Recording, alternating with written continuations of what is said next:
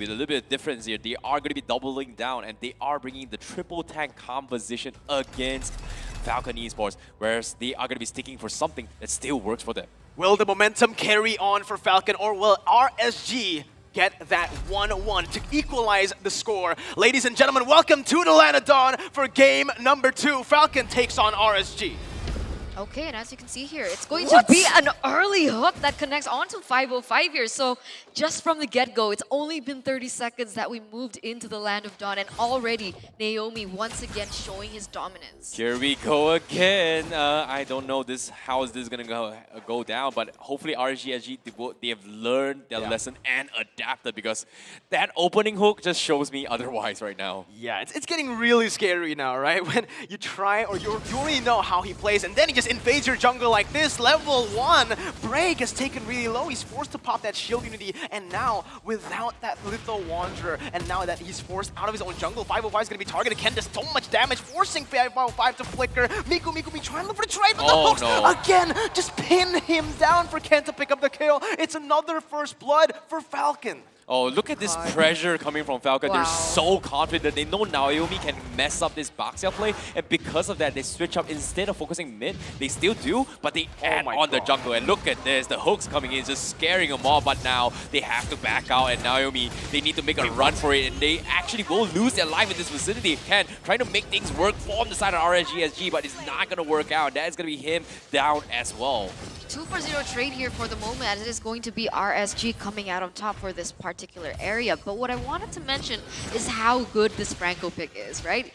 Sure, when you think about the Franco, you think about, okay, really good pickoffs, but there's so many other things that you can do. Let's say bait those buffs away, really deny that initial farming pattern that, of course, RSG wants to make.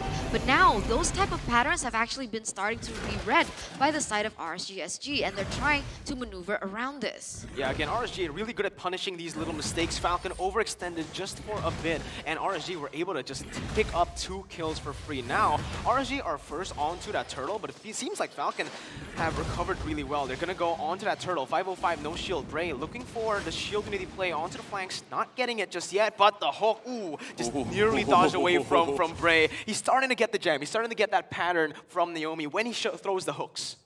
Oh, that was a little bit too close to be called comfort there. But at the same time, both teams still trying to bait out massives, but especially coming from the real-world manipulation. And so far, it is going to be stalemates coming from both teams. But it looks like they are going to try a second attempt at forcing the issue. But look at this, 505, he's almost down towards his level 4. And once he's had his Numenon Blast, maybe that's going to be the way to go. However, down bottom... Ooh, Babycakes actually maneuvers himself out really well, but you cannot escape it. Naomi just 2 on point. Even with the jukes, it doesn't matter. Yellow Flash now, looking for the opening once again as Diablo is going to get bursted down. That's the damage that you need from the Dairoth. He picks up a kill, 100-0 instantly, and again, free turtle for FALCON.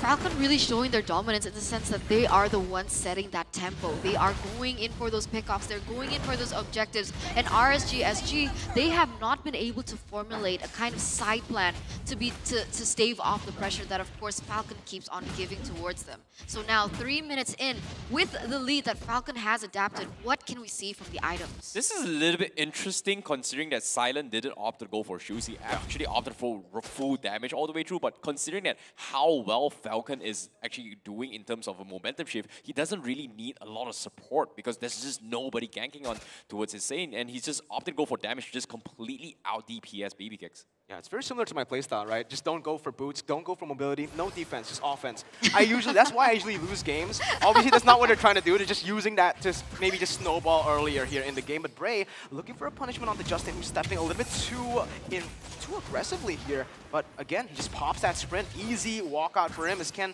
just takes that Lethal Wanderer out. Both teams resetting here, not going too aggressively, but 505 is looking for the picks. Babycakes gets hooked, and they're just so good at this. They play it so well. 505 gets a Numenon Blast onto 2, but it's outside of the real-world manipulation. They can't really go for anything else here. FALCON backs up, but that's all they wanted. The pick onto Babycakes. Ken now will re-engage. Bray going to get taken down, but the jungler was traded. Naomi looking for another cheeky hook onto 505. It's just a trade here. This is so smart coming from FALCON. They realize that RSG is forced to fight the issues every single time, and they just allow Silent to get another kill just like that. As long as they overextend, they're gonna get freebies after freebies. Basically, that was 3 for 1 one trade for the side of Falcon. I mean, they lost a jungler, but they also was able to take down Baby Cakes, 505, and another member on the board. So Falcon is winning all these trades, and once again, it does seem like RSG, they're looking for some sort of trade-off.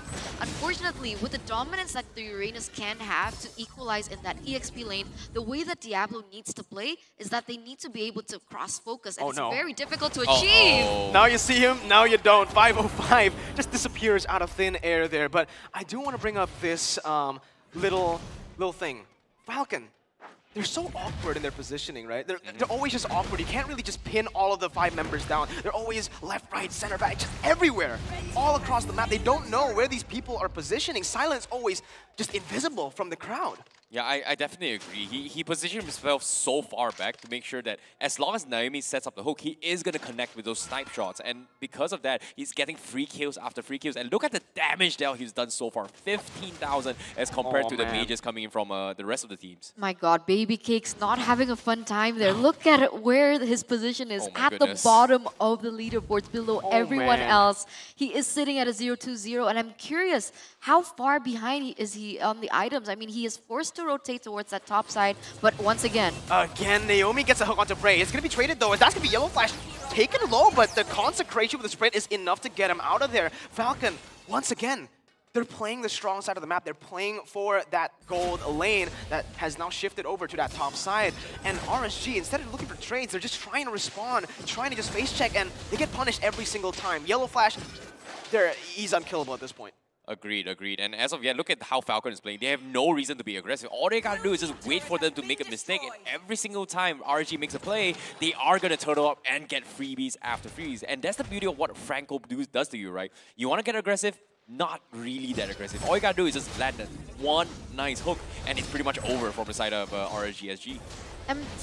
You know, honestly, I'm really curious, right? How can RSG win this? Do they win in a team fight situation? They do, but if that happens, no. Miku finally used it to Purify, getting out of the hook, but it's going to be the re-engage coming in from the side of RSG. Naomi, he survives that?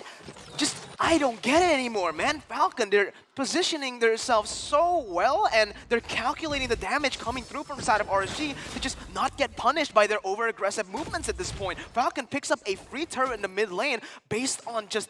I mean, they traded with one flicker from Naomi. I mean, what's difficult is even if you want to say, okay, the way to counter Falcon is to ban Naomi. That doesn't work. Because look at that. All of these people, they're making their individual plays. Yeah, I definitely agree. In RSG, they're just scrambling. They don't exactly have a clear condition of what they want to do because as of yet, they're trying the defensive strategy, but this is a special that they do. They love to lean on this. When things don't go really well, play as safe as possible, but that's the downside. You're losing so much map control and resources across the map, and Falcon is just taking advantage of this situation and not making any overextension in all these plays. Because currently, right, it's just not fair. Let's be honest here, it's just not fair because it doesn't matter who Naomi hooks at this point. You hook a tank, he's dead. You hook anyone from RSG, they're just dead, right? And this is why this combo is just so nasty. Franco, Beatrix with the Wesker, they're just gone. 505 now, look for play. Goes in for the stun onto Ken, but Diablo, even with that follow-through, is not going to be able to do it. Naomi cancels the Numenor Blast. Real-world manipulation pop there, baited out. Justin caught in the bad situation, but still gets out with the help of the sprint and the black shoes. Once again, we're seeing it from Falcon. They're so good at baiting abilities out, and RSG, they've lost all of their ultimates, all 5.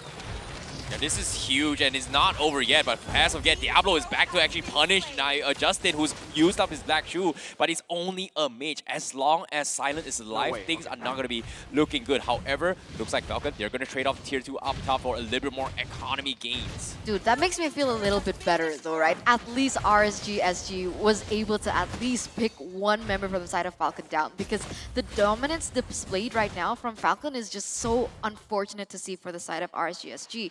And on your note about that Beatrix, I don't even want to talk. Yeah. I don't even want to talk because I'm trying to make a point and then suddenly Naomi goes in with a hook out of nowhere. Yeah. What can I say? Come on, on. Just trying to speak, man. Exactly. Naomi, why are you so good at the game, man? I agree with you. You know, every time he throws a hook, even in his own purple buff, in his own jungle when there's no one there, I just gasp. I don't know what he's going to do, right? But right now, Falcon, they're just dominating. 7,000 gold lead. They did it in 10 minutes in the first game. Now it's 9 minutes in, and they have 8,000. I have a fun fact, though. Yeah, what is it? We were talking about the Beatrix Franco combo, right? My fun fact is, that Beatrix Franco pickup has been picked up 6 times with a 100% win rate. Absolutely, but you know what else is going on here? RSG, again, they're just trying desperately to force a fight, and that's going to be Yellow Flash on the back, just dealing so much damage, buying so much time. Diablo gets hooked once again. He still is able to run away, but now Yellow Flash looking for the damage onto that backside. Diablo running for his life. Bray loses his life. And again, Falcon, I don't know how they do it, man. They're caught in these awkward situations, but they play this so well. And that's another pickup. Diablo, he ran for his life. Now he's taken down. Falcon, they always chain it with objectives as well. This is insane plays coming from Falcon. It's just so difficult to push into this. And RSG, you can see their trigger discipline is just off the charts. They're not even paying attention. They're just throwing everything at all. And you see the mind games are being played, and it's getting into the heads of RSG, and it's getting pretty obvious as well, as Falcon, especially coming from Naomi, is just completely tilting them off the screen for Game 1 as well as Game 2 now. 1,000 gold lead per minute, man, basically, right? 11k gold for Falcon here in 11 minutes. Silent, he's just going for the render shot. He's just sieging it down here in the mid lane. RSG just simply have no response towards the aggression that Falcon is displaying here. They took down that passive from the side of the mid turret as well. This is going to be huge for Falcon as they look for the siege with the Lord here, just controlling the minion waves so that they can crash all 3 waves at the same time. The one thing that stands out to me once again from the side of Falcon is like their synergy is muscle memory. I don't even know if they're communicating at this point. They're silent, I don't know right? if it's just like telepathy. Get like, oh my god. Yeah, like, just silent, yeah. Silent. I get it, That's a joke, by the way. But real-world manipulation here from the side of RSG. Numnat Blast cancelled! No, he gets it! He goes for the flicker onto Naomi, but the damage is not there. Baby Cakes gets taken down. A double kill here for Ken, and that's Ken looking for the triple. It is the base wide open for Falcon. They can go for the end here. The Lord is still up. RSG, they went for the desperate play. It did not pay off, and Falcon can now just punish through. Top side gonna get taken down as well. Can they end is the question.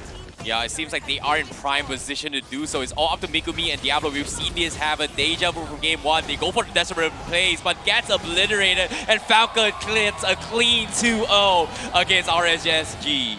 This is getting scary. This is getting real scary. Match a point. Tournament lives at stake.